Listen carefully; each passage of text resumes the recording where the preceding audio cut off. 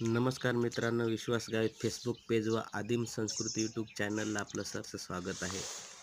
व्हिडिओमध्ये जीही वनस्पती तुम्हाला दिसत आहे ही आपल्या भागामध्ये म्हणजे सुरगाणा तालुक्यामध्ये नदीच्या काठी सर्वीकडे ही दिसून येते. पण याला आपण गवत म्हणून सोडून देतो किंवा याची ओळख आपली वेगळी आहे. याला आपल्या भाषेमध्ये आपल्या ह्या विभागामध्ये याला गुंदून असे म्हटलं जातं.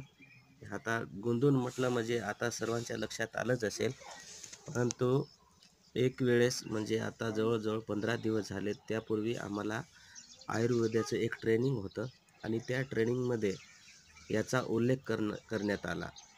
ही वनस्पती त्या आयुर्वेदामध्ये याचं बहुमूल्य असं स्थान आहे आणि त्या ठिकाणी याला नागरमोथा नावाने त्याचा उल्लेख करण्यात आला आणि औषध उपचारामध्ये याचे गुण बरेच असे महत्त्वाचे आहेत की हे औषध उपचार म्हणून वापरले जातात. तर आपण आपल्या भागात असून आपल्याला माहिती नाही की याचे उपयोग काय आहेत आणि याचा उपयोग कशासाठी केला जातो. तर आपण गुंदून म्हणतो, पण आयुर्वेदामध्ये याला नागरमोथा असं म्हटलं जातं. तर आपल्याला याच्या संदर्भात काही माहिती असेल तर तुम्ही नक्की कमेंट करायची आहे.